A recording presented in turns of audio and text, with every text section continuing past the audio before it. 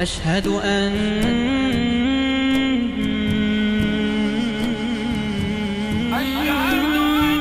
محمد رسول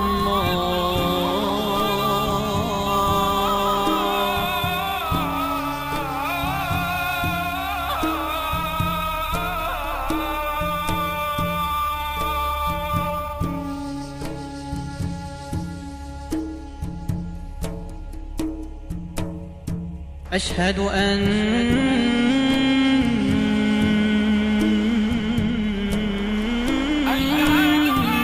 عليا ولي الله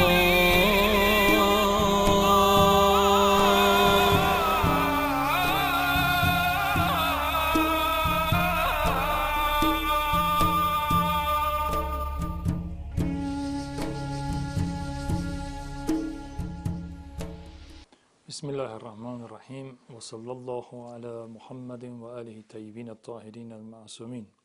En el nombre de Dios, el clementísimo, el misericordiosísimo, la bendición y la paz sean con los profetas, especialmente con el profeta Muhammad y su familia purificada. Assalamu alaikum wa rahmatullahi wa barakatuh. Estamos comenzando la clase número 5 del rol del chiismo y de los chiitas en la civilización del Islam. Habíamos visto que no solamente los chiitas tuvieron una participación creciente y diversa a lo largo del tiempo, a lo largo de los siglos, en las distintas estructuras del poder de los distintos gobiernos islámicos en una forma creciente, desde un inicio de desplazamiento y de marginalización hasta un incremento de la participación a lo largo de diferentes periodos. Ahora vamos a ver un poquito más en detalle esos periodos. Por ejemplo, en primer lugar vamos a destacar que en la época de la presencia física de los imames, si bien, como dijimos antes, atravesó diversos periodos, el periodo Omeya fue una época de exclusión de la zona pública y de la política y de la sociedad, un intento de prácticamente destruir y acabar con la influencia de Ahlul Bayt, que fuera encomendada por el profeta en el famoso hadith de Thaqalayn, que dice: Bismillahirrahmanirrahim, inni tariku fikum mustaqalayn, kitab Allah wa itrati ahlal bayt, in tamassaktum bihima lan tadillu abadan, innahuma yarida alayya al-hawd. Dice el hadith en español que ciertamente yo os dejo dos cosas valiosas entre ustedes, el libro de Dios y mi familia. In tamassaktum bihima, si os aferráis a ambas, jamás os desviaréis. Ellas entrarán a mí en el día del juicio final, en el Hawd, en la fuente que tiene, que se ubica a las puertas del paraíso. Ellas vendrán a mí, jamás se separarán y vendrán a mí en ese día. Tanto el libro de Dios como la familia Ahlul Bayt, que dice el Corán: Bismillahirrahmanirrahim, innama yuridu Allah liyudhiba ankum ar-rijsa ahlal bayt wa yutahhirakum tathira, que en el Corán dice: ciertamente Dios ha querido, y únicamente a vosotros, gente de la casa, familia profética, se refiere a Ali, Fátima, Hassan y el Hussein, de acuerdo a los dichos y comentaristas de todas las escuelas en el Islam. He querido purificaros de una forma completa, total. Esta es una de las pruebas de la infalibilidad de los imames. Y vamos a ver que lejos de, o por ejemplo cuando Dios le dice al profeta: Qul la as'alukum alayhi ajran illa al-mawaddata fil qurba, no os pido recompensa por mi misión salvo el amor a mi familia. Vamos a ver que ante la orden coránica de obedecer a la familia, de considerarlos como los modelos, las bendiciones que hacemos en ellos en la oración, como parte de la oración, toda la relación especial que tenían con el profeta, las órdenes del profeta de seguirlos, de obedecerlos, de amarlos, esta orden concreta de Dios que dice: no pido recompensa por mi misión salvo el amor a mi familia. Sin embargo, desgraciadamente y en forma especial los omeyas en primer lugar, los abásidas luego, en forma más contundente, se aprovecharon del desplazamiento que había sufrido en los primeros califatos el imam Ali y su familia para volcar sobre ellos toda la fuerza de la persecución y la opresión. Los omeyas, que no eran otros que aquellos que el profeta había vencido y que habían liderado la enemistad contra el profeta, me refiero a Muawiyah, el hijo de Abu Sufyan. Es decir, Abu Sufyan había sido el líder de los enemigos del profeta, y sin embargo, en poco menos que 30 años, vamos a ver que Muawiyah se va a hacer el hijo de Abu Sufyan, el hijo del líder enemigo del profeta, se va a hacer con el poder en el Islam, y su hijo va a llevar a cabo la matanza de Karbala al nieto del profeta, el imam Hussein, con todos sus familiares y seguidores, dejando con vida a las mujeres, no todas ellas, porque algunas murieron a causa de esta tragedia, y al imam Sajjad, que estaba enfermo en la oportunidad de Karbala. Entonces, vamos a ver cómo, luego de ese periodo terrible y oscuro en que el imam Sajjad alayhi salam y los primeros años del imam Baqir alayhi salam, que tenía 3 años en Karbala, el imam Baqir, el imam Sajjad tenía 21, estaba enfermo, ambos sobrevivientes de Karbala, el imam Baqir por ser un niño de 3 años, el imam Sajjad por haber estado enfermo. Vamos a ver que luego hay un espacio de libertad durante la primera mitad de la vida del imam Sadiq alayhi salam,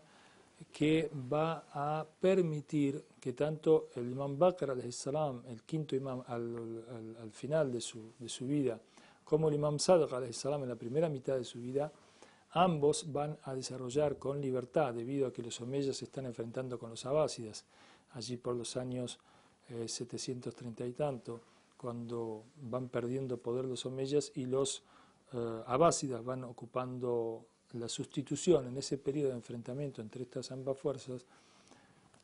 los imames encuentran un espacio de libertad, y en Medina van a establecer una gran universidad con más de 4.000 alumnos que va a permitir la consolidación, la conformación, la puesta por escrito de toda la estructura, digamos, doctrinaria y todo el fiqh o la jurisprudencia chiita, toda la enseñanza islámica del Corán, de los hadices, y además el desarrollo también de las ciencias experimentales como la química, la física, la astronomía, la geografía, etcétera, por parte de discípulos del imam Baqir y el imam Sadiq alayhi salam, dando un gran, digamos, desarrollo científico a la comunidad islámica en general, que se ve beneficiada de ello. Y luego, como en el segundo periodo de la vida del imam Sadiq alayhi salam, este periodo de 14 años, más o menos entre el 740 y el 754 de la era cristiana, el imam Sadiq alayhi salam ejerce toda esta influencia benéfica debido a esta libertad que le sobreviene debido al enfrentamiento de los omeyas con los abásidas. Los abásidas, que en primer lugar se levantan contra los omeyas en aras de establecer los derechos de Ali Muhammad, de la familia del profeta. Fíjense hasta qué punto en la gran civilización mundial la familia del profeta está influyendo, directa o indirectamente. Solo que luego de tomar el poder por parte de los abásidas, ellos desgraciadamente van paulatinamente, a medida que consolidan su poder, los califas abásidas van a, en la época de Mansur, en la época de Harun al-Rashid, en la época del Mamun y otros califas, van a comenzar un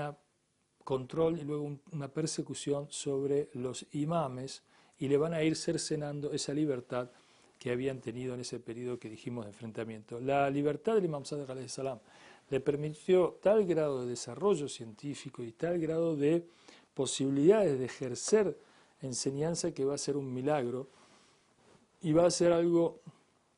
muy significativo, que es la primera universidad en la historia de la humanidad, que se va a generar en Medina, con alumnos en las distintas ramas, como vimos, del saber, y que precede a la fundación de universidades en Europa, como Oxford, Cambridge, o la de París, o Salamanca, o la de Bolonia, u otras universidades, con un tiempo de aproximadamente 4 a 5 siglos antes de que se funden las primeras universidades históricas de Europa. Se fundó la Universidad de el Islam en Medina por el imam Sadiq alayhi salam, y en estos años de 740 a 754, antes de que comience a nuevamente cerrarse y cercenarse esa libertad para el imam hasta terminar con el martirio del imam Sadiq alayhi salam, vamos a ver, en el 770, vamos a ver que en este periodo de 14 años, 740 a 754, los chiitas conforman, mediante las enseñanzas del imam Sadiq, lo que se llama la escuela chiita, la escuela duodecimana en forma escrita, al punto que se los va a llamar a los chiitas jafaritas por esta gran influencia del imam Jafar al-Sadiq alayhi salam en este periodo. Allí se transmiten miles de dichos proféticos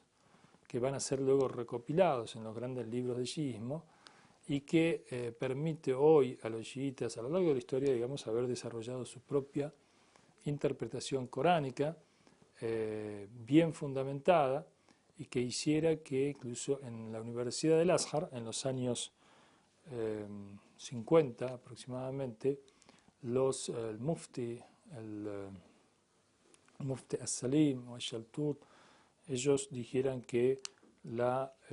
escuela Jafari es una escuela oficial, junto a las otras 4 escuelas sunnis,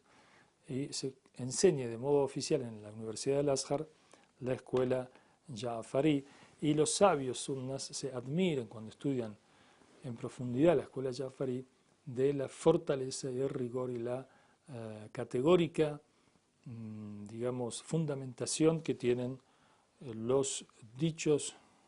las normas y las leyes en la escuela Jafari y su fundamentación. Bueno, luego de este periodo de fuerte participación del imam Baqir, del imam Sadiq alayhi salam, vemos que también el imam Rida alayhi salam, durante la época del gobierno del Ma'mun, el califa abásida, que sucedió a su padre Harun al-Rashid en el poder, luego de matar a su hermano Al-Amin, que gobernaba en Bagdad. El Ma'mun va a llevar, era hijo de una mujer iraní, y su padre era Harun al-Rashid, era hermanastro de Amin, que su madre era árabe. Esta envidia, digamos, y esta predominancia del Amin con sede en Bagdad, con apoyo árabe, sobre el Ma'mun, que era hijo de una cocinera iraní que tenía el Ma'mun, obviamente, pero el Ma'mun había, que tenía, perdón, Harun al-Rashid, el Ma'mun había el nombre culto, y finalmente en una guerra contra su hermano fratricida se va a vencer y va a trasladar su gobierno a Jorasán, al noreste de Irán, en la zona de actual Mashhad, donde está enterrado hoy el imam Rida alayhi salam, y allí, para lograr el favor del chiismo, para contrapesar el poder de los árabes de Bagdad que querían retomar y quitarle a él el califato, él se va a apoyar en los chiitas de modo de controlarlos y de modo de atraer su fuerza. Para eso lo va a ir a buscar, lo manda a buscar al imam Rida alayhi salam, lo pasa con él a Medina y lo trae forzadamente hacia el Jorasán. En ese viaje, el imam Rida alayhi salam es llevado con custodias, y a lo largo del viaje va a ir atravesando distintas ciudades y va a ir dejando su enseñanza hasta que el Ma'mun le ofrece la vicerregencia. Es una oferta totalmente aparente para engañar a los musulmanes, sobre todo atraer a los chiitas y contrarrestar, como dije antes, el poder que tenían muchos seguidores de Al-Amin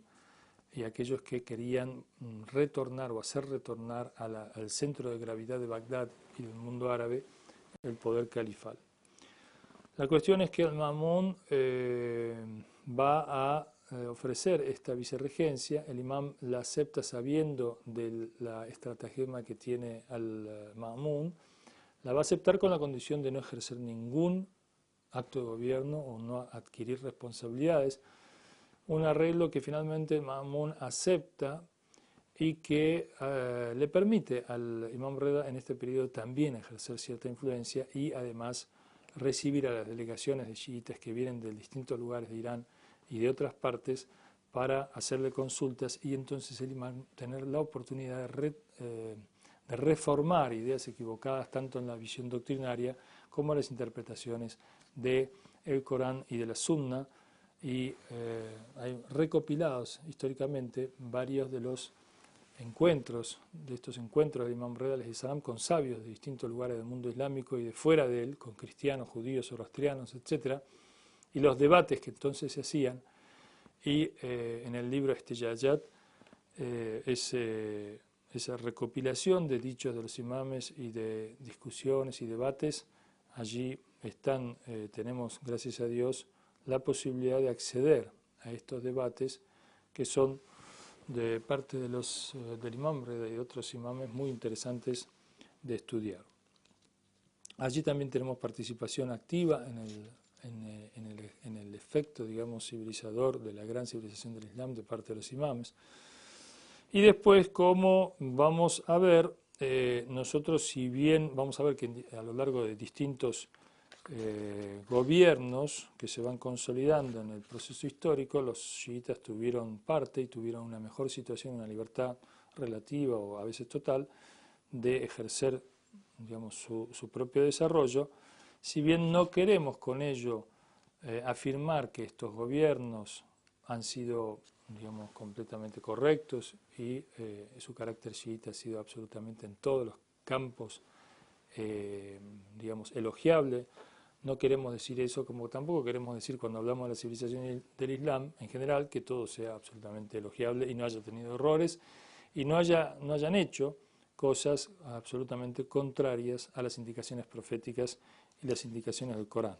Pero tampoco negar, como dijimos ya antes muchas veces, la parte genuinamente islámica de estas etapas o de estos gobiernos o de estos aspectos civilizatorios. Vamos a ver que hasta aquí podemos dar por terminado todo lo que tiene que ver con lo que habíamos dicho en las primeras clases acerca de una discusión de orden existencial, en el sentido de, como dicen en árabe, subut, la, digamos, condición de posibilidad que tiene el rol del chiismo y de los chiitas de haber afectado o de haber tenido un rol efectivo o positivo en el desarrollo de la civilización islámica. Hasta aquí todo lo dicho tiene que ver con que aceptamos que efectivamente ese rol existió. Dimos los argumentos y hasta esta clase número 5 podemos decir que estuvimos viendo todos estos argumentos por los cuales rechazamos a aquellos que niegan el rol del chiismo y los chiitas en la civilización del Islam y aportamos pruebas para determinar de que efectivamente las condiciones de posibilidad están dadas y efectivamente ese rol existió. Y ahora pasamos a la demostración de los hechos en la historia del proceso de la civilización para mostrar cómo efectivamente ese rol se dio. Para entrar en esta etapa de discusión vamos a decir que podemos hacer cuatro introducciones, 4 temas introductorios. El primero es que si tomamos a la gran civilización, digamos, en el periodo de consolidación, formación, consolidación, expansión, desarrollo, apogeo y decadencia, si nosotros en el proceso de esta gran civilización islámica en general tomamos en particular el desarrollo del chiismo, es decir, vamos a tomar a los imames, vamos a tomar a los seguidores, las grandes personalidades, los grandes científicos, los grandes filósofos, los grandes juristas, los grandes comentadores de Corán, los grandes artistas, los grandes técnicos, los grandes sabios y personajes políticos del chiismo en particular, para tratar de,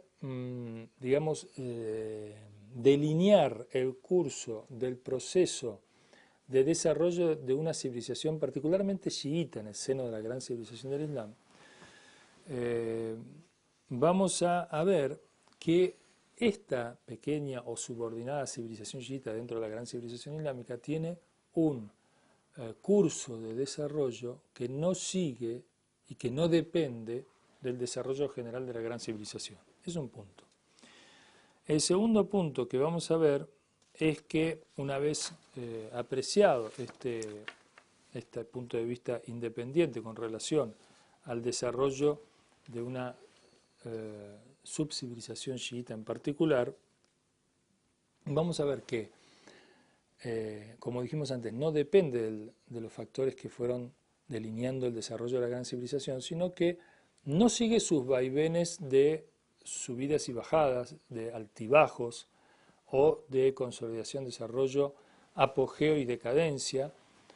que va a experimentar la gran civilización islámica en su encuentro con la civilización occidental europea y el colonialismo,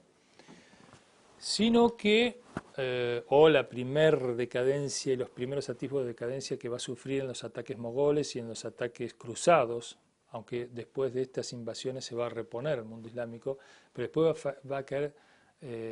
pesadamente una decadencia fuerte con el contacto en el siglo XVIII, con el contacto con la civilización occidental y las conquistas o colonialismos y neocolonialismos occidentales hasta el día de hoy, pero también, como vimos antes, la gran civilización islámica va a tener un despertar que estamos viendo hoy y que augura un gran proceso civilizador futuro, inshallah. Debido también no solamente al carácter intrínseco del desarrollo de la civilización islámica y del particular efecto que tiene el chiismo en este desarrollo que vamos a ver en esta última etapa, en la etapa que estamos viendo, sino además porque la civilización que está enfrente, es decir, en este caso la civilización occidental está en franca decadencia, en crisis y con signos evidentes de una decadencia profunda y de una transformación y una pérdida, digamos, de efecto influenciante y